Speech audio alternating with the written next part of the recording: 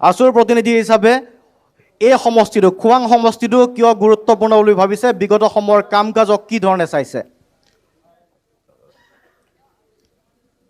প্ৰথমেই আপোনালোকে এনে এটা সুন্দৰ অনুষ্ঠান এই ঐতিহাসিক খোৱাং বিধানসভা সমষ্টিত ৰাইজৰ মতামত ল'বলৈ আগবাঢ়ি অহাৰ কাৰণে আপোনালোকৰ সদতি পৰিয়াললৈ আমি ছাত্ৰ সন্থাৰ মজিয়াৰ পৰা ধন্যবাদ আৰু কৃতজ্ঞতা জ্ঞাপন কৰিছোঁ। এতিয়া মূল কথা, পূৰ্বত মৰাণ বিধানসভা সমষ্টি, বৰ্তমান নৱগঠিত খোৱাং বিধানসভা সমষ্টি। এই সমষ্টিটো বিগত সময়ৰ পৰা কংগ্ৰেছ বিজেপি সকলো দুয়োটা দলেই খোৱাং সমষ্টি বা মৰাণ সমষ্টি দখল কৰিলে। খোৱাঙৰ যিকেইটা মৌলিক সমস্যা, এই সমস্যা কিন্তু আজিও সমস্যা হৈ থাকিলে। আমি বিগত দিনৰ পৰাই খোৱাঙৰ দুখন মহাবিদ্যালয়, খোৱাং মহাবিদ্যালয় আৰু পৃথুবৰ মহাবিদ্যালয়ত বিজ্ঞান শাখা প্ৰৱৰ্তন কৰিবৰ কাৰণে আমি ছাত্ৰ সন্থাই দাবী জনাইছিলোঁ। কিন্তু আজি তাৰিখলৈকে কি কংগ্ৰেছ কি বিজেপি এই দুয়োটা দলেই এই দুখন মহাবিদ্যালয়ত বিজ্ঞান শাখা প্ৰৱৰ্তন কৰিবৰ কাৰণে কোনো ধৰণৰ ব্যৱস্থা গ্ৰহণ নকৰিলে। যিহেতু এই খোৱাং মহাবিদ্যালয় আৰু পৃথুবৰ মহাবিদ্যালয়, ইয়াত আমাৰ যিহেতু খোৱাং এটা গ্ৰামাঞ্চলৰ ছাত্ৰ ছাত্ৰীসকলে বিভিন্ন অসুবিধাৰ মাজেৰে পাঠ্যপুথি তেখেতলোক গ্ৰহণ কৰিবলৈ আহে, অধ্যয়ন কৰিবলৈ আহে। কিন্তু আজি তাৰিখলৈকে এই দুয়োটা দলেই এই ক্ষেত্ৰত কোনো ধৰণৰ ব্যৱস্থা গ্ৰহণ নকৰিলে। দ্বিতীয় কথা, খোৱাং এটা ঐতিহাসিক সমষ্টি, এই সমষ্টিটোৰ উন্নয়নৰ কাৰণে যেনেধৰণে উন্নয়ন কৰিব লাগিছিলে তেনেধৰণে আচলতে উন্নয়ন হোৱা নাই। খোৱাঙত উদ্যোগ স্থাপন কৰিবৰ কাৰণে আজি তাৰিখলৈ কোনো এটা দলেই ব্যৱস্থা গ্ৰহণ নকৰিলে। কি কংগ্ৰেছ কি বিজেপি যথেষ্ট দিন তেখেতৰ শাসনৰ গাড়ীত আছে, কিন্তু এই সমস্যাটো সমাধান কৰিবৰ কাৰণে কোনো ধৰণৰ ব্যৱস্থা গ্ৰহণ নকৰিলে। এতিয়া আমি আহোঁ বাট পথলৈ। খোৱাঙৰ এটা বৰফুকনালিৰ পৰা শিৱসাগৰ জিলাৰ যিটো ডিমৌ সংযোগী যিটো পথ, এই পথটো বিগত দিনৰ পৰা আমি দেখি আহিছোঁ, আমি দাবী জনাই আহিছোঁ এই পথটো উন্নত মানদণ্ডৰে নিৰ্মাণ কৰিব লাগে। কিন্তু আজি তাৰিখলৈকে এই পথটো নিৰ্মাণ কৰাৰ কাৰণে কোনো ধৰণৰ ব্যৱস্থা গ্ৰহণ নকৰিলে। একেদৰে ঐতিহাসিক মৰিয়া আলি আমি উন্নত মানদণ্ডৰে নিৰ্মাণ কৰিবৰ কাৰণে বিভাগীয় কৰ্তৃপক্ষক আমি বাৰম্বাৰ দাবী জনাই আহিছিলোঁ। কিন্তু আজি তাৰিখলৈকে যেনেধৰণে এই ৰাস্তাটো নিৰ্মাণ কৰিব লাগিছিলে তেনেধৰণে নিৰ্মাণ কৰা নাই। আৰু তাৰ লগে লগে খোৱাং এটা অত্যন্ত এটা গুৰুত্বপূৰ্ণ সমষ্টি। এই অঞ্চলটো আপোনাৰ মৎস্য উৎপাদন হওক, খেতি পথাৰৰ পৰা আদি কৰি অত্যন্ত এটা গুৰুত্বপূৰ্ণ এটা সমষ্টি, এটা যথেষ্ট স্থল আছে। কিন্তু ইয়াত এখন উন্নত মানদণ্ডৰ বজাৰ তৈয়াৰ কৰিবৰ কাৰণে শাসকীয় দলটোৱে কোনো ধৰণৰ ব্যৱস্থা গ্ৰহণ নকৰিলে। ইয়াৰ লগে লগে খোৱাঙৰ বিভিন্ন সমস্যা আছে। নকৰাত তালিকাখন দীঘলীয়া, তেন্তে কৰিলে কি 5 বছৰত? তেখেতলোকে এইটো কথা আমি ক'ব লাগিব, তেখেতলোকে কিছু সংখ্যক তেখেতলোকে ৰাস্তা পথ নিৰ্মাণ কৰিছে। যিখিনি আমি কৰিছে সেইখিনি আমি ভাল বুলি ক'বই লাগিব। ৰাস্তা পথ নিৰ্মাণ হৈছে, কিন্তু এতিয়া বহুত পথ নিৰ্মাণ কৰিবৰ কাৰণে বাকী আছে। কিন্তু আজি এই অনুষ্ঠানৰ পৰাই আমি দাবী জনাইছোঁ, আহ্বান জনাইছোঁ, যিয়ে ৰাজপথ দখল কৰিব, যিজনে খোৱাং সমষ্টিৰ পৰা বিধায়ক নিৰ্বাচিত হ'ব, কোন বিধায়ক নিৰ্বাচিত হয় সেইটো আমাৰ ক'ব লগা নাই। এজন যোগ্য প্ৰতিনিধি নিৰ্বাচিত হওক, যিয়ে যাতে বিধানসভালৈ গৈ আমাৰ খোৱাঙৰ যিবিলাক সমস্যা, এই সমস্যাবিলাক সমাধান কৰিবৰ কাৰণে যাতে উদ্যোগ গ্ৰহণ কৰিব পাৰে, তেনে এজন বিধায়ক আমি বিচাৰিছোঁ। প্ৰাক্তন আছুৰ নেতা লুৰিণজ্যোতি গগৈ এই সমষ্টিৰ পৰা প্ৰতিনিধিত্ব কৰাৰ মন মেলিছে। আপুনি আছুৰ প্ৰতিনিধি, আছুৰ কিবা টান এটা আৱেগিকভাৱে টান হওক বা নৈতিকভাৱে টান এটা কিবা আছে নেকি আপোনালোকৰ? তেনেধৰণৰ কোনো কথা নাই। লুৰিণজ্যোতি গগৈ ডাঙৰীয়াৰ তেখেতে এতিয়া জাতীয় পৰিষদ আছুৰ পৰা তেখেতে বিদায় লৈ পিনে তেখেতে দল গঠন কৰিছে। তেখেতৰ যিবিলাক আপোনাৰ মত আমাৰ আছুৰ লগত সেইটো সম্পূৰ্ণ পৃথক। গতিকে আমাৰ যিবিলাক দাবী আছে সেই দাবীবিলাক যিয়ে জনপ্ৰতিনিধি হিচাপে নিৰ্বাচিত হয় তেখেতে কিন্তু দাবীবিলাক সমাধান কৰিবৰ কাৰণে ব্যৱস্থা গ্ৰহণ কৰিব। ধন্যবাদ। মই পুনৰ ৰাখিম আপোনাৰ ওচৰলৈকে। দীঘলীয়া তালিকা এখন দিছে, নকৰাত তালিকা। সন্থাৰ নেতাজনে যি কথা কৈছে তেওঁ আচলতে সম্পূৰ্ণ শুদ্ধকৈ কোৱা নাই। যোৱা 10 বছৰ আগতে যিটো মৰাণ সমষ্টি আৰু বৰ্তমান খোৱাং সমষ্টি, এই খোৱাং সমষ্টি বিভিন্ন সমস্যাই ভৰি আছিলে। আৰু আমাৰ ভাৰতীয় জনতা পাৰ্টীৰ চৰকাৰ 10 বছৰ হোৱাৰ সময়ত আমি এফালৰ পৰা গোটেই সমস্যাখিনি যিমান সমস্যা আছে চব সমাধান কৰি আহিছোঁ। হয়, একেদিনাই গোটেইখিনি সমস্যা কেতিয়াও সমাধান কৰিব নোৱাৰে, কিন্তু আমি কথা দিছোঁ আৰু 5 বছৰ পাছত খোৱাং সমষ্টিৰ যিখিনি সমস্যা আছে গোটেইখিনি শেষ কৰিবলৈ চেষ্টা কৰিম।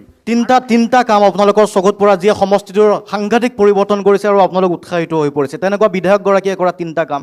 প্ৰথম কথা হ'ল কি, আপোনালোকে সকলোৱে জানে যে কি আমাৰ খোৱাং সমষ্টিৰ অন্তৰ্গত কলাখোৱা পঞ্চায়ত। কলাখোৱা পঞ্চায়তত গোটেই অসমৰ ভিতৰতে প্ৰথম বানপানী হোৱা ঠাই আছিলে কলাখোৱা পঞ্চায়ত। আজিৰ দেশত সেই গোটেই কলাখোৱা পঞ্চায়তটো বানমুক্ত হ'ল। আৰু দ্বিতীয়টা কথা হ'ল কি, তাৰ ৰাস্তা পদূলিৰ অৱস্থা একেবাৰে বেয়া আছিলে। আজি 2 লেনযুক্ত ৰাস্তা পদূলিৰ উপৰিও ট্ৰেইনৰ অভাৰব্ৰিজ নিৰ্মাণ হৈছে। ইয়াৰ উপৰি আপোনালোকে বৰফুকনালি দেখিছে, ইয়াৰ উপৰি গোটেই সামগ্ৰিক হিচাপে আজি আপুনি ৰাংচালি পঞ্চায়তলৈ যাওক, তাত আগতে গোবাট আছিলে, আজিৰ তাৰিখত একেবাৰে 2 লেনযুক্ত পথ হৈছে। ইয়াৰ উপৰিও আমাৰ সমষ্টিতে প্লেন য'ত এটা সময়ত পৰিব পাৰিব যুদ্ধ বিগ্ৰহ হ'লে ইত্যাদি গোটেই ব্যৱস্থাবিলাক এই ভাৰতীয় জনতা পাৰ্টীৰ চৰকাৰে কৰিছে। কাৰণ কেন্দ্ৰটো আমাৰ ভাৰতীয় জনতা পাৰ্টী চৰকাৰ আৰু ষ্টেটতো ভাৰতীয় জনতা পাৰ্টী চৰকাৰ। গতিকে ভাৰতীয় জনতা পাৰ্টী চৰকাৰে এই গোটেই কামখিনি কৰাৰ বাবে আজিৰ তাৰিখত এই সমষ্টিটো দুপত উন্নতি হৈছে। আৰু আপোনাক মই কথা দিব পাৰোঁ সাংবাদিক মহোদয়, অহা 5 বছৰ আমাৰ মাননীয় যিগৰাকী বিধায়ক হ'ব এই গোটেই সমস্যাখিনি আমি এফালৰ পৰা সমাধান কৰি নিবলৈ চেষ্টা কৰিম। এইখিনিতে মই এটা কথা কৈছোঁ, লুৰিণজ্যোতি গগৈ নালাগে আৰু যোন নাহক, খোৱাং সমষ্টিত কিন্তু অহাবাৰ এই 2024 চনত যেতিয়া বিধানসভা নিৰ্বাচন হ'ব, এই নিৰ্বাচনত একমাত্ৰ ভাৰতীয় জনতা পাৰ্টীয়ে বিপুল ভোটত এই সমষ্টিৰ পৰা জয়যুক্ত হয়। আচ্ছা, প্ৰথমতে অসম লাইভ 24 চেনেলটোলৈ ধন্যবাদ জ্ঞাপন কৰিছোঁ। আপোনালোকে আজি যে খোৱাঙৰ ভিতৰুৱা খবৰবিলাক, এই ভিতৰুৱা খবৰবিলাক ল'ব আহিছে, তাৰ কাৰণে আপোনালোক সকলোৱে ধন্যবাদ জনাইছোঁ। কাৰণ চাওক, আজছে দিনৰ বাট চাই চাই চাই চাই মানুহ অতিষ্ঠ হৈছে, আৰু সেইকাৰণে এইবাৰ আজছে দিনৰ কাম কৰিবলৈ খোৱাং সমষ্টিৰ পৰা এজন যোগ্য প্ৰতিনিধি খোৱাং সমষ্টিৰ ৰাইজে বিচাৰিছে। সম্পূৰ্ণ স্বজনতোখনেৰে যি তেখেতসকলে যে ৰাজনীতি কৰি আছে, স্বজনতোখনৰ ৰাজনীতিৰ অৱসান পেলাবলৈ এইবাৰ ৰাইজে উঠি পৰি লাগিছে। মথাউৰিৰ কথা কৈছে, আজি তেখেতসকলে মইনাগাঁৱলৈ যাওক, মইনাগাঁৱৰ মথাউৰি কি অৱস্থা, পানী হ'লে মানুহে খেতি কৰিব নোৱাৰা অৱস্থাৰ। 60 কিলোমিটাৰ মূৰে মূৰে টুল গেটৰ নামত তেখেতসকলে টেক্স লৈছে, এজন 60 কিলোমিটাৰ নামত ডকাইত তেখেতসকলে ৰাখি লৈছে। আজিৰ পৰা টুল গেটৰ নামত মানুহে টেক্স দি মানুহে আজি 60 কিলোমিটাৰ মূৰে মূৰে টুল গেটৰ নামত এজন ডকাইত তেখেতে ৰাখি হৈছে। ৰাস্তাৰ পথৰ উন্নয়ন আপোনালোকে চাই যাওক, 2-3 বছৰ হোৱাৰ লগে লগে ৰাস্তাৰ পথৰ অৱস্থা একেবাৰে নোহোৱা হৈ পৰে। গতিকে এইবিলাক যিবিলাক তেখেতসকলে স্বজনতোখনৰ যিবিলাক তেখেতসকলে ৰাজনীতি কৰিব বিচাৰিছে, ৰাস্তা ঘাটৰ যিবিলাক উন্নয়ন ফুপুৰা স্বৰূপ, উন্নয়নৰ যিবিলাক ফুপুৰা স্বৰূপ, সেই ফুপুৰা স্বৰূপৰ নামতে আপোনালোকে গম পায়, কম্পিউটাৰ অফ অডিটৰ জেনেৰেল কেগৰ প্ৰতিবেদনৰ মতেৰে 1,59,000 টকা লোন লৈছে চৰকাৰখনে। গতিকে 1,59,000 কোটি টকা লোন ঘূৰাবলৈ এই চৰকাৰখনে অসমৰ সম্পদ, অসমৰ জাতি মাটি বিক্ৰী কৰিছে। গতিকে এইবাৰ খোৱাঙৰ ৰাইজে টকালত টকানি ভাঙিছে, এইবাৰ এজন অসমৰ যোগ্য ব্যক্তি প্ৰতিনিধিত্ব কৰিব। আৰু সেয়া লুৰিণজ্যোতি গগৈ বুলি কৈছে আপোনালোকে। উত্তৰ দিব, তাৰপিছত কংগ্ৰেছৰ ওচৰলৈকে যাম। মই আপোনালোকলৈ ধন্যবাদ।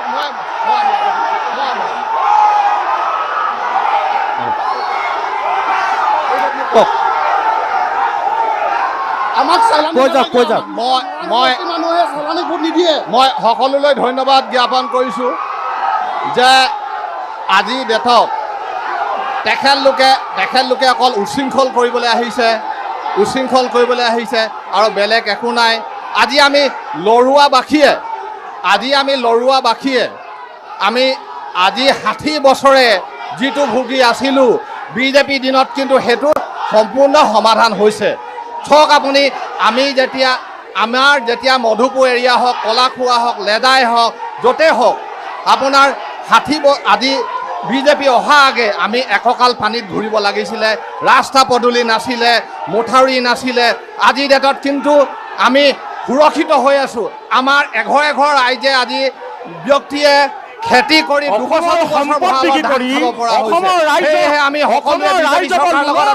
আৰু বিজেপিৰ লগতে আমি থাকিম। বিজেপি জিন্দাবাদ। ঠিক আছে, এবাৰ কংগ্ৰেছৰ ওচৰলৈকে আহিব বিচাৰিছোঁ। বহক, আহিম। এক ছেকেণ্ড আহিম বাইদেউ, আহিম ক'ব আপোনালোকে। কওক, কংগ্ৰেছ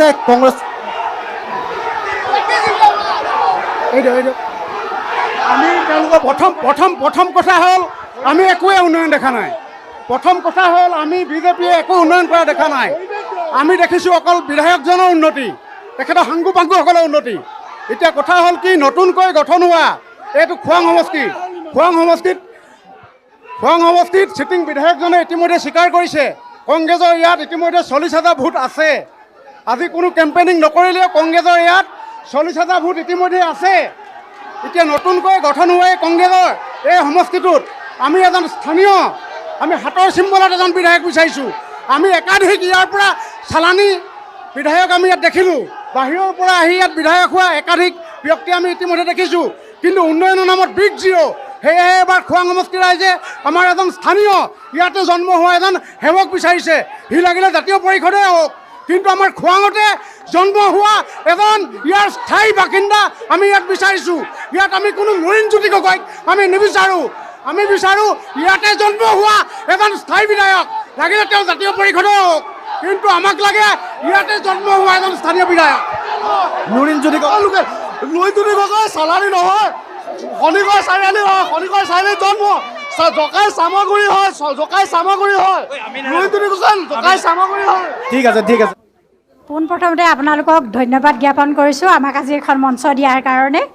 বিশেষকৈ বিজেপিয়ে বিভিন্ন আঁচনি মহিলাসকলক দিছে, কিন্তু দিছে সেই প্ৰলোভনেৰে যে বান্ধি ৰাখিব পাৰিব মহিলাসকলক আমি সেইটো কেতিয়াও নাভাবোঁ। কাৰণ সেইটো প্ৰলোভন মাত্ৰ, এইটো নিৰ্বাচনী টোপ দিছে, তাৰ বাদে একো কৰা নাই বিজেপি চৰকাৰে। বস্তু মূল্য বৃদ্ধি কৰিছে, গেছ চিলিণ্ডাৰ বাঢ়িছে, অসমত টুল গেট স্থাপন কৰিছে, মাত্ৰ 1250 টকাত মহিলাক বান্ধিবলৈ চেষ্টা কৰিলেও মানুহৰ বিবেক আছে, মহিলাসকলৰো এটা বিবেক আছে। তেওঁলোকে এইবাৰ লুৰিণজ্যোতি গগৈৰ দৰে এজন শক্তিশালী প্ৰাৰ্থীক খোৱাং সমষ্টিৰ পৰা জিকাই পঠিয়াবই আঁচনিৰ টোপেৰে মহিলাক বান্ধি ৰাখিব নোৱাৰে। সেইটো আপোনালোকৰ ভুল প্ৰচেষ্টা। ঠিক আছে এতিয়া বিজেপি ৰ'ব এক ছেকেণ্ড বাইদেউ এই কথাটো কওক, আঁচনিৰে আপোনালোকক বান্ধি ৰাখিব বিচাৰিছে, কওক এই উত্তৰটো দিয়ক যে 1250 টকা দিছে কিন্তু মূল্য বৃদ্ধি হৈছে। সেইটো আমাৰ বিজেপি চৰকাৰ দিনত বনোৱা থিয় হৈ আছে। বিজেপি চৰকাৰৰ পদক্ষেপ উল্লেখনীয়। তাৰ উপৰিও আপোনালোকৰ খোৱাং সমষ্টিত আপোনালোকৰ চালানী মাছ কিয় আনিবলগীয়া হ'ল? লুৰিণজ্যোতিক তিনিচুকীয়া লাই পুলিৰ পৰা আনি কিয় খেলাবলগীয়া হ'ল? খোৱাং সমষ্টিত কি এজেপি প্ৰাৰ্থী নাই নেকি? চালানী মাছ নালাগে, মিত্ৰ দল সদায় শক্তিশালী আৰু অসমত মিত্ৰ দলেই পুনৰ আমাৰ চৰকাৰ হ'ব। আৰু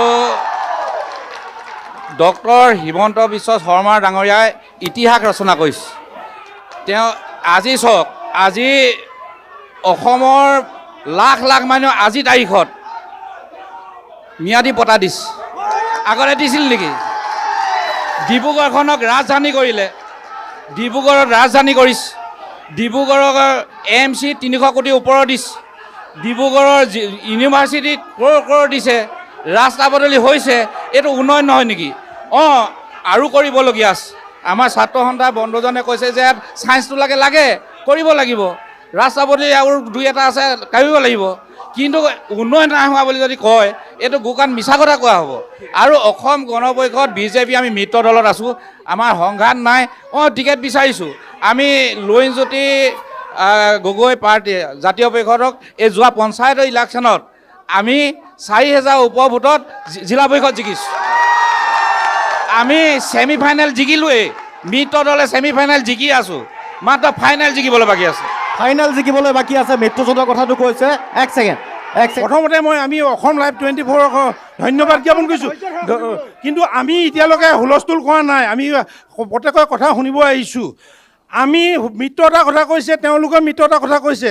কথা হ'ল কি,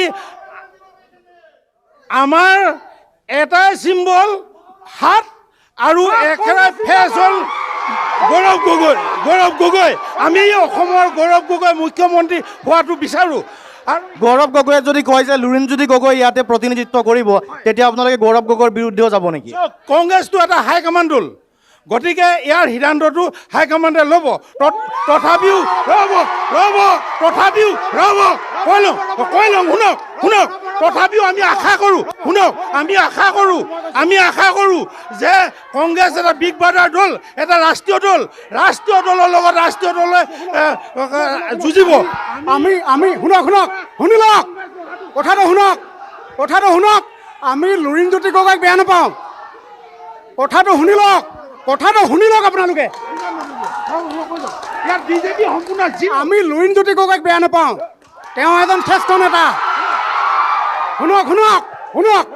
শুনক, কিন্তু আমাৰ নতুনকৈ গঠন হোৱা খোৱাং সমষ্টিৰ বাসী ৰাইজে আমি বিচাৰোঁ, যদি ইয়াত মিত্ৰতা হয় তেনেহ'লে আমি বিচাৰোঁ ইয়াত লাগিলে জাতীয় পৰিষদে হওক। শুনক, জাতীয় পৰিষদৰ পৰা কোনোবা স্থানীয় এজন ল'ৰাই খেলক, ইয়াতে জন্ম হোৱা এজন ল'ৰাই খেলক, আমি তেওঁক সমৰ্থন কৰিম। কিন্তু বাহিৰৰ পৰা অহা এজনক আমি মানি ল'ব নোৱাৰিম। আচ্ছা, ইয়াতে লোকেল আনলোকেল ইছ্যু এটা হৈ আছে বুলি কৈছে লুৰিণজ্যোতি গগৈ। কংগ্ৰেছ তৃণমূল পৰ্যায়ৰ কংগ্ৰেছৰ কৰ্মীসকলকো লাগিব আপোনালোকক, কিন্তু লুৰিণজ্যোতি গগৈ বাহিৰৰ পৰা আহিছে, স্থানীয় প্ৰাৰ্থী এগৰাকী লাগে বুলি ভাবে।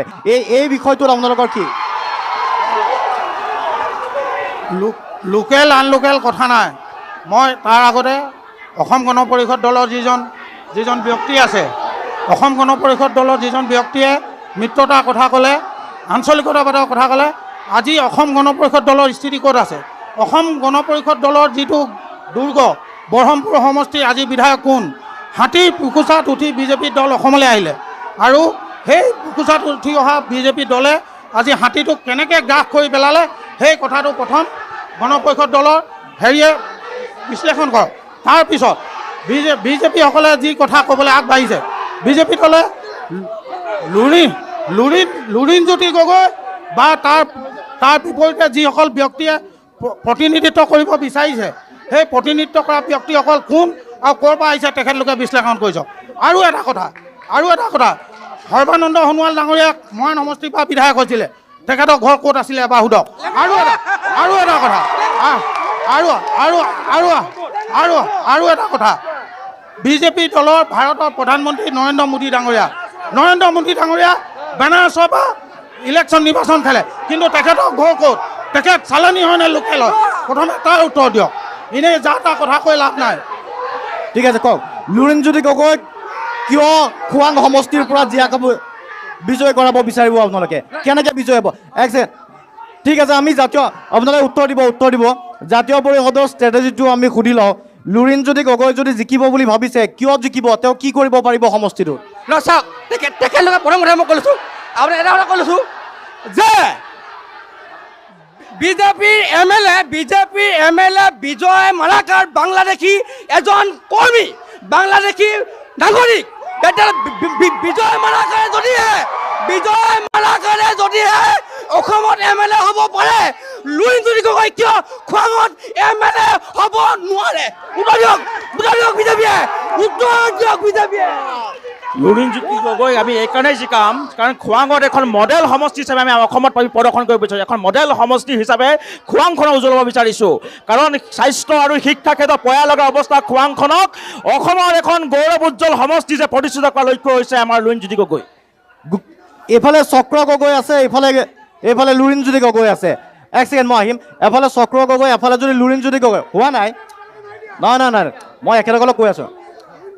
নাই, মই বেলেগ এটা কথা সুধি আছোঁ। এই সমষ্টিটোত আহোম জনগোষ্ঠীৰ যথেষ্ট সংখ্যক ভোটাৰ আছে, গতিকে আহোম জনগোষ্ঠীৰ বাবে বিজেপি চৰকাৰখনে যথেষ্ট কাম কৰা বুলি কৈছে। আপোনালোকে এই অভিযোগটো সম্পৰ্কে কি ক'লে? চাওক, আহোম জনগোষ্ঠী সম্পৰ্কে বিজেপিয়ে ক'ব। মই এবাৰ সুধিছোঁ, জনগোষ্ঠীৰ নামত 6 জনগোষ্ঠীৰ জনজাতিকৰণৰ নামত এই চৰকাৰখনে এটাকৈ টোপ দি আছে। নিৰ্বাচন যেতিয়া আহে তেখেতসকলে বৰশী টোপটো 6 জনগোষ্ঠীৰ আগত লগাই দিয়ে আৰু টোপটো খাবলৈ তেখেতসকলে আহ্বান জনায়। গতিকে 6 জনগোষ্ঠীৰ জনজাতিকৰণৰ ইতিমধ্যে সংসদৰ মজিয়াত আছে, তাৰপিছত তেখেতসকলে প্ৰতিবেদন বনাই আকৌ তেখেতসকলে লোকসভা মজিয়ালৈ পৰি আছে। গতিকে এনেকুৱা ধৰণৰ নাচুৰ ঘটনা আমি দেখা নাই। গতিকে সম্পূৰ্ণ জনগোষ্ঠীটো প্ৰতাৰণা আৰু প্ৰবঞ্চনা কৰি আছে এই চৰকাৰখনে। আহোম জনগোষ্ঠীৰ লগত কেৱল হেতালি খেলি আছে তেখেতসকলে। 6 জনগোষ্ঠীক যেতিয়া আহিব ইছ্যু ডাইভাৰ্ট কৰি তেখেতসকলে জনগোষ্ঠীৰ যিটো ইছ্যু তেখেতে তলপাবলৈ চেষ্টা কৰে। গতিকে এইবিলাক কথা ইতিমধ্যে অসমৰ ৰাইজে বুজি উঠিছে, অসমৰ ৰাইজে জাগি উঠিছে। সজাগ সচেতন আহোম জনগোষ্ঠীটোক কেতিয়াও মিথ্যা চাই তেখেতে প্ৰবঞ্চনা কৰিব নোৱাৰে। ঠিক আছে, বিজেপিয়ে ক'ব, কংগ্ৰেছে ক'ব, বিজেপিয়ে কওক। আহোম জনগোষ্ঠীৰ ভোটাৰো যথেষ্ট আছে এই সমষ্টিটোত, খোৱাং সমষ্টিটোত। গতিকে আহোম জনগোষ্ঠীৰ বাবে চৰকাৰখনে কি কাম কৰিছে? লুৰিণজ্যোতি গগৈ যদি বিৰোধী প্ৰাৰ্থী হয়, আহোম জনগোষ্ঠীৰ এটা ফেজ হিচাপে ক'ব বিচাৰে। চক্ৰ গগৈও আছে, তেখেতো আহোম জনগোষ্ঠীক প্ৰতিনিধিত্ব কৰে। গতিকে আহোম জনগোষ্ঠীৰ হকে কোনে চিন্তা কৰিছে প্ৰকৃততে? নাই, আমি ভাৰতীয় জনতা পাৰ্টীয়ে কোনো জনগোষ্ঠী বুলি কথা নহয়, আমি সমষ্টিবাসী হিচাপে কাম কৰোঁ। আৰু ভাৰতীয় জনতা পাৰ্টীৰ এটা চবকে সাথ চবকে বিকাশ, আমি সকলোকে লৈ সমাজৰ একেবাৰে শেষৰজন ব্যক্তিৰ সৰ্বাংগীন উন্নতিৰ বাবে আমি কাম কৰোঁ। আমি কেতিয়াও এটা জনগোষ্ঠী বুলি কাম নকৰোঁ। ইয়াত কথা হ'ল কি, ইয়াত থকা সকলো বাগানৰ মজদুৰো স্বাৱলম্বী হ'ব লাগিব, আহোম জনগোষ্ঠীৰ জনগোষ্ঠী হ'ব লাগিব। ইয়াত ব্ৰাহ্মণজনো ধনী হ'ব লাগিব, ইয়াত আটাইতকৈ কৈৱৰ্তজনো ধনী হ'ব লাগিব। গতিকে আমি সকলো জনগোষ্ঠীক লৈ এটা সৰ্বভাৰতীয় দল হিচাপে আৰু সমগ্ৰ অসমখনৰ এটা প্ৰতিনিধি হিচাপে আমি ইয়াত ভাৰতীয় জনতা পাৰ্টীৰ দলক প্ৰতিষ্ঠা কৰিম। আৰু আমি কোনো জনগোষ্ঠী হিচাপে কাম নকৰিম, আমি সমূহ জনগোষ্ঠীৰ সৰ্বাংগীন উন্নতিৰ বাবে প্ৰতিমুহূৰ্ততে ভাৰতীয় জনতা পাৰ্টীয়ে কাম কৰোঁ। আৰু গতিকে কৈছোঁ, অহাবাৰ আমাৰ ইয়াত পুনৰবাৰ ভাৰতীয় জনতা পাৰ্টী জিকিব। আৰু লুৰিণজ্যোতি গগৈ কেনেকৈ জিকিব? আপোনালোকে এটা যুক্তি দিয়ক, যোৱা পঞ্চায়ত নিৰ্বাচনত তেখেতসকলক আমি কৈছিলোঁ 17টা পঞ্চায়তৰ 17টাতে আপোনালোকে হাৰিব, আৰু সেইকাৰণে এটা ৱাৰ্ড মেম্বাৰো তেওঁলোকে নিজিকিলে। আমাৰ 17টা পঞ্চায়ত আছে, 17টা কাউন্সিল আছে, 4টা জিলা পৰিষদ আছে। ইয়াৰ উপৰিও আমি প্ৰতি মুহূৰ্ততে ৰাইজৰ সৰ্বাংগীন উন্নতিৰ বাবে গোটেই সমষ্টিৰ চুকে কোণে উন্নতিৰ বাবে কাম কৰোঁ। গতিকে আমাৰ ভাৰতীয় জনতা পাৰ্টি মই এটা কথা ক'ব বিচাৰিছোঁ আমাৰ তেখেতৰ এজিপি এজনে কৈছিলে কি হেৰি সৰ্বানন্দ সোণোৱাল ক'ৰ হয় আমি সৰ্বানন্দ সোণোৱাল ক'ৰ হয় সেইটো ক'ব বিচৰা নাইকিয়া আমি লুৰিণজ্যোতি ক'ৰ হয় সেইটো ক'ব বিচৰা নাই তেখেতৰ খতিত হিচাপে যিটো হেৰি হ'বলৈ গৈ আছে কংগ্ৰেছ আৰু এজিপি মিত্ৰ হ'বলৈ গৈ আছে কংগ্ৰেছ দলে কৈছে যে তেখেতক চালানী নহ'ব লোকেল প্ৰাৰ্থী লাগিব সেই লোকেল প্ৰাৰ্থী আজি এই মঞ্চৰ পৰা আপোনালোকক সকীয়াই দিছোঁ যে অহা বিধানসভা নিৰ্বাচনত আমি বিধায়ক চক্ৰধৰ গগৈক পুনৰবাৰ ভাৰতীয় জনতা পাৰ্টীৰ দলে টিকেট দিব আৰু 50,000 ভোটত ব্যৱধানত আমি লুৰিণজ্যোতি গগৈক হৰুৱাই পঠিয়াম এজেপিয়ে কংগ্ৰেছৰ বুকুচাত উঠি অসমৰ একো ডেভেলপ কৰিব নোৱাৰে সেইটো নিশ্চিত আৰু কংগ্ৰেছেও 60 বছৰ কৰিব নোৱাৰিলে তাকে আমি বিজেপিয়ে প্ৰমাণ কংগ্ৰেছ মই কংগ্ৰেছ দলৰ পৰা ক'ব বিচাৰিছোঁ কংগ্ৰেছ জিন্দাবাদ আৰু কথা হৈছে যিগৰাকী বিধায়কৰ বিৰুদ্ধে স্বয়ং বিজেপি দলৰ যদি কৰ্মীয়ে বিৰোধিতা কৰিছে কংগ্ৰেছ বিধায়কে ভাল কাম কৰা নাই এইকাৰণে আৰু চালানী লোকেল কয় তেওঁলোকে আৰে সৰ্বানন্দ সোণোৱাল শুনক না তেওঁলোকৰ প্ৰাক্তন মুখ্যমন্ত্ৰী সৰ্বানন্দ সোণোৱালক সোধক না যে তেখেতে কিয় মাজুলী সমষ্টিৰ পৰা বিধায়ক খেলিছিলে কিয় মৰাণ সমষ্টিৰ পৰা বিধায়ক খেলিছিলে নৰেন্দ্ৰ মোদী প্ৰশ্ন কৰক না কিয় বানাৰস চহৰ ইলেকশ্যন খেলিছিলে গতিকে বিজেপি দলবিলাক এইবিলাক নিদিব বিজেপি দলৰ আচৰণ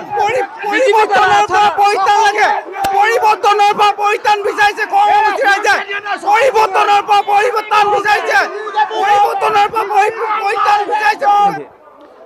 পোনপ্ৰথমভাৱে ক'ব বিচাৰিছোঁ মই জয় অসম জয় জুবিন দা দ্বিতীয়টো কথা হ'ল আজি বিজেপি কৈ আছে যে আমাৰ বিধায়ক হ'ব জাতীয় পৰিষদে কৈ আছে তেখেতৰ বিধায়ক হ'ব কংগ্ৰেছে কৈছে তেখেতৰ বিধায়ক হ'ব কিন্তু জয় পৰাজয়টো আমাৰ হাতত নাই জয় পৰাজয় ৰাইজৰ হাতত আছে ৰাইজে সিদ্ধান্ত ল'ব ৰাইজে নিশ্চিত সিদ্ধান্ত ল'ব বৰ্তমান সময়ত মই এজন নিৰপেক্ষ মানুহ হিচাপে মই এজন ভোটাৰ হিচাপে এটাই ক'ব বিচাৰিছোঁ যে আমি ইয়াত পাৰ্টি চাই নহয় আমি প্ৰাৰ্থী চাই ভোট দিব লাগে আমাৰ বিবেক আমাৰ বুদ্ধি আমি 5 বছৰৰ কাৰণে আমি এজন এনেকুৱা মানুহক ভোট দিব লাগিব যোনজন মানুহে নিজৰ পৰিয়াল কেন্দ্ৰিত নহয় ৰাইজৰ কাৰণে কাম কৰিব লাগিব এজন ভোটাৰ প্ৰথম কথা দ্বিতীয়টো কথা হ'ল আমাৰ নতুন প্ৰজন্মক লৈ পেলাই তেখেতসকলে কি পৰিকল্পনা কৰিছে তেখেতৰ ব্লুপ্ৰিণ্টটো কি সেইটো লৈ পেলাই তেখেতসকলে কাম কৰিব লাগিব আৰু এটা কথা দুখিত হ'লোঁ আজি মই যিহেতু আজি ইয়াত ৰাস্তা পদূলিৰ কথা চলি আছে কিন্তু আমাৰ ইয়াত আদিবাসী আমাৰ নিজৰ ভাই বন্ধুসকলো আছে তেখেতৰ কথা কিন্তু তেখেতসকলৰ কথা আজি কোনো ইয়াত আলোচনা কৰা নাই মই এটা কথা ক'ব বিচাৰিছোঁ আমাৰ বৰ্তমান সময়ত অসমীয়া বুলি ক'লে আমি সকলোৱে অসমীয়া আদিবাসীও অসমীয়া আমিও অসমীয়া বিহাৰী ভাষী অসমীয়া আমি সকলোৱে অসমীয়া কিন্তু মই এটা কথা ক'ব বিচাৰিছোঁ আজি মই এটা কথা জানি দুখিত যে গোটেই ভাৰতবৰ্ষত অসমত আমাৰ আদিবাসী জনগোষ্ঠী ভাই বন্ধুসকলক আই মাতৃসকলে অসমত ভাৰতত বিশ্বত আটাইতকৈ কম দৰমহা পোৱা শ্ৰেণীৰ জাতি তেখেতসকলে 250 টকা পায় তেখেতসকলে প্ৰথম কথা এতিয়া মই দুখিত কি কাৰণে হৈছোঁ যদি 250 টকা পায় মই নিজৰ দুখটোহে কৈছোঁ এতিয়া কথাটো হ'ল তেখেতসকলক প্ৰতিশ্ৰুতি দিছিলে 351 টকা কৰিম বুলি কিন্তু নকৰিলে দ্বিতীয় কথাটো হ'ল আঁচনি যে দি আছে মহিলাসকলক আমাৰ আই মাতৃসকলে যে আঁচনি পায় মই বিচাৰিছোঁ আঁচনিৰ লগতে তেখেতসকলক কৰ্ম সংস্থাপন দিব লাগে মই ভাবোঁ ফ্ৰীতে পইচা দি পেলাই লোন লৈ পেলাই ঋণ লৈ পেলাই আমাক বুঝা মাৰি আমাক চেপি মেলি মাৰিব যোনে চৰকাৰ নাথাকক আমাক লাগে সংস্থাপন মহিলা হওক পুৰুষ হওক আমাৰ ল'ৰা ছোৱালী হওক আমাক সংস্থাপন লাগে মহিলাসকলে 1250 টকা পাই আছে মই বিচাৰিছোঁ তেখেতে 3000 পাব লাগে লগতে সংস্থাপন দিয়ক সংস্থাপন বহুত কাম আছে সংস্থাপন চৰকাৰে যদি বিচাৰিব যাৰে চৰকাৰ নহওক চৰকাৰে যদি ভাবে মহিলাসকলক 1250 টকাৰ লগতে বেছিকৈ দিব পাৰি কিন্তু সংস্থাপন দিব লাগিব নহয় মই আপোনাক কি কৈছোঁ 1250 শুনি লওক আপুনি 1250 টকা দিছে মই কৈছোঁ 1250 টকাত মহিলাক 3000 দিয়ক লগতে সংস্থাপন দিয়ক বুলি কৈছোঁ ফ্ৰীতে নালাগে ঋণ লৈ চলাব নালাগে আমাৰ সেইটো কৈছোঁ মই ঠিক আছে প্ৰাৰ্থীগৰাকী বিজেপিৰ প্ৰাৰ্থীগৰাকী চক্ৰ গগৈ হোৱাৰ সম্ভাৱনা কিমান তেওঁলোকে কৈছে আপোনালোকৰ এতিয়ালৈকে থিৰাঙে হোৱা নাই কোন বিজয়ী হ'ব আমাৰ 100% আমি 50,000 ভোটৰ ব্যৱধানত আমি জয়যুক্ত হ'ম আৰু তাতকৈ আপোনাৰ লক্ষণীয় কথা হ'ল আজি দেখিছে কিদৰে আমাক আমি 10 বছৰ শাসনত থকা অৱস্থাত আমি কাকো খেদি যোৱা নাছিলোঁ আজি আমাক খেদি খেদি আহিছে এয়া যদি লুৰিণজ্যোতি গগৈ যদি কেতিয়াবা কোনোবা সপোনতো যদি আজি বিধায়ক হ'বলৈ হয় চাওক এতিয়া চাওক আপোনাক কেনেকৈ খেদি খেদি আছে অভিযোগ আনিছে অভিযোগ যদি আনিছে তেন্তে প্ৰত্যেক বছৰ ৰাজত্ব কালত অভিযোগ যদি আনিছে শুনিবলৈ প্ৰস্তুত হ'ব লাগে ৰাজনীতি শেষ কৰিলে আমি 10 বছৰ আমি কাকো খেদি খেদি যোৱা নাছিলো কিন্তু আজি তাৰিখত খেদি খেদি আহিছে লুৰিণজ্যোতি যদি সপোনতো কেতিয়াবা বিধায়ক হয় কি ভয়ানক পৰিস্থিতি হ'ব খোৱাং সমষ্টিয়ে চাই ল'ব আছুৱে ক'ব বিচাৰিছে ৰ'ব একচেণ্ড আহিম আছুৱে ক'ব বিচাৰিছে আছুৱে ইয়াত উপস্থিত থকা প্ৰতিটো ৰাজনৈতিক দলৰে যি এটা বিশৃংখলতা পৰিস্থিতি দেখি আমি আচৰিত হৈছোঁ আমি আচলতে অৰাজনৈতিক ছাত্ৰ সংগঠনৰ প্ৰতিনিধি হিচাপে ইয়ালৈ আহিছিলোঁ আচলতে এতিয়া এই খোৱাং সমষ্টি উন্নয়ন কৰিবৰ কাৰণে আমি কেনে এজন আচলতে বিধায়ক আমি নিৰ্বাচিত কৰিব লাগে এই চিন্তা চৰ্চা কৰি আচলতে ভাবিছিলোঁ এই অনুষ্ঠানলৈ সকলো ৰাইজ আহিছিলে আমি কংগ্ৰেছ বিজেপি ৰাইজৰ দল বা জাতীয় পৰিষদ প্ৰতিটো ৰাজনৈতিক দলকে চালোঁ খোৱাং অঞ্চলত যিবিলাক মৌলিক সমস্যা এই সমস্যাসমূহ সমাধান কৰিবৰ কাৰণে তেখেতলোকে কিন্তু চৰকাৰ কোনো আহ্বান কৰিবৰ কাৰণে একো ব্যৱস্থা গ্ৰহণ নকৰিলে কেৱল মাত্ৰ বিজেপি ৰাইজৰ দল কংগ্ৰেছ যোনে নহওক লাগিলে সকলো তেখেতলোকে বিশৃংখলতা সৃষ্টি কৰিবলৈ চেষ্টা কৰিলে খোৱাং সমষ্টি ঐতিহাসিক খোৱাং সমষ্টি এই খোৱাং বিধানসভা সমষ্টি লৰুৱা মৌজাৰ অন্তৰ্গত লেজাই কলাখোৱা অঞ্চলত সদৌ অসম ছাত্ৰ সন্থাই বিগত দিনৰ পৰাই আমি দাবী জনাই আহিছিলোঁ আপোনালোকে মনে মনে থাকক আমাৰ কথা শুনক আমি কৈ আহিছিলোঁ লেজাই কলাখোৱা অঞ্চলত এখন মহাবিদ্যালয় স্থাপন কৰিব লাগে যিহেতু ডিব্ৰুগড়লৈ যাবলৈ লেজাই কলাখোৱা অঞ্চলৰ পৰা প্ৰতিজন ছাত্ৰ ছাত্ৰীয়ে 300ৰ পৰা 500 ভিতৰত তেখেতলোকে মাচুল ভৰিব লগা হয় গতিকে আমি ছাত্ৰ সন্থাই দাবী জনাই আহিছিলোঁ কলাখোৱা বা লেজাই অঞ্চলত এখন মহাবিদ্যালয় স্থাপন কৰিব লাগে আজি তাৰিখলৈকে এই ক্ষেত্ৰত কোনো ব্যৱস্থা গ্ৰহণ নকৰিলে শাসকীয় চৰকাৰখনে তাৰ একে সময়তে ইয়াত উপস্থিত থকা ৰাইজৰ দল কংগ্ৰেছ বা জাতীয় পৰিষদ তেখেতলোকে এইবিলাক বিষয়ৰ ওপৰত আলোচনা কৰিবৰ কাৰণে কোনো ধৰণৰ ব্যৱস্থা গ্ৰহণ কৰা নাই এই মুহূৰ্তলৈকে আমি কৈ আহিছিলোঁ খোৱাঙত যিহেতু এটা ক্ৰীড়াৰ পৰিৱেশ আছে সুস্থ পৰিৱেশ আছে খোৱাঙত এটা ষ্টেডিয়াম নিৰ্মাণ কৰিবৰ কাৰণে আমি দাবী জনাই আহিছিলোঁ এই ক্ষেত্ৰত আজি তাৰিখলৈকে কোনো ধৰণৰ ব্যৱস্থা গ্ৰহণ নকৰিলে আৰু ইয়াত উপস্থিত থকা প্ৰতিটো দলেই এই বিষয়ত সিদ্ধান্ত ল'ব পৰা নাই কোনো ধৰণৰ ব্যৱস্থা গ্ৰহণ নকৰিলে কেৱল মাত্ৰ তেখেতলোকে চিঞৰ বাখৰ এটা বিশৃংখলৰ পৰিৱেশ সৃষ্টি কৰিছে মৌলিক যিটো প্ৰয়োজন আছে এই প্ৰয়োজনখিনি পূৰাব লাগিব বিজেপি আছিল লগতে অগপও আছিল মিত্ৰজোঁটৰ অগপৰ প্ৰতিনিধিয়ে কৈছে যে আমিও প্ৰাৰ্থিত্ব বিচাৰি আছোঁ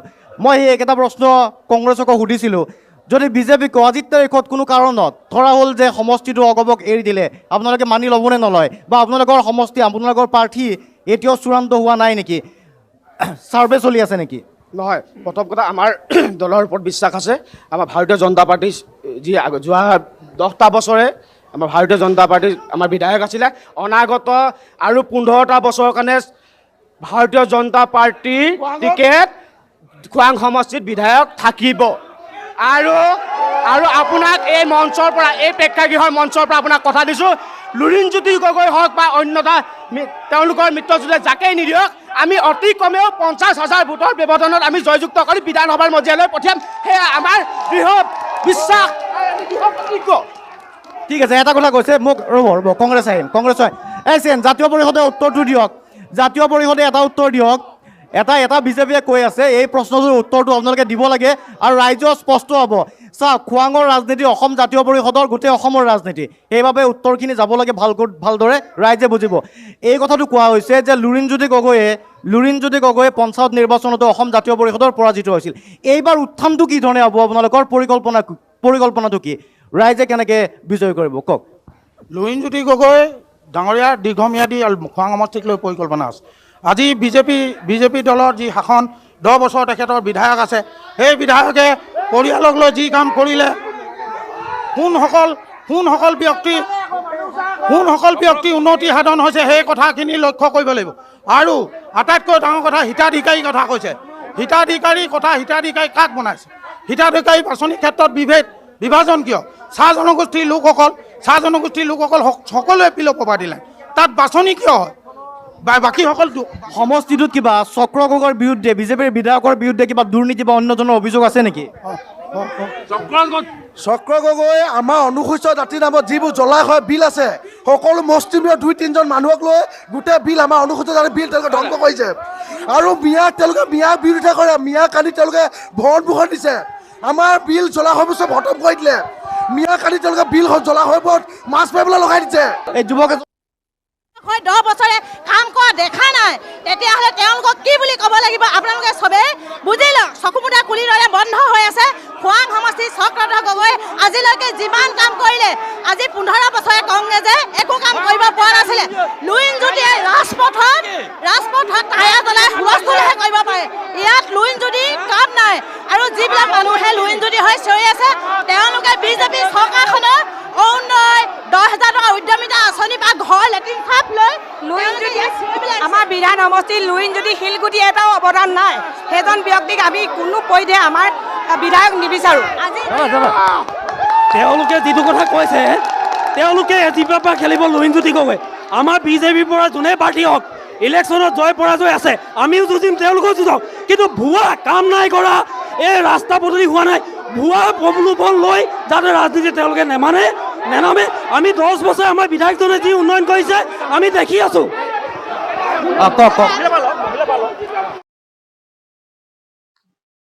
সকলোকে প্ৰথমতে হোলীৰ আন্তৰিক শুভেচ্ছা জ্ঞাপন কৰিলোঁ আৰু ভিডিঅ'টো চোৱাৰ বাবে ধন্যবাদ ভিডিঅ'টো চাই ভাল পালে চেনেলটো ছাবস্ক্ৰাইব কৰি দিব আৰু ভিডিঅ'টোত এটা লাইক কৰি দিব এনেকুৱা ধৰণৰ ভিডিঅ' নিতৌ পাই থাকিবলৈ ধন্যবাদ আজিলৈ ইমানে পুনৰ লগ পাম অন্য এটা ভিডিঅ'ত ধন্যবাদ হেপী হোলী জয় জুবিন দা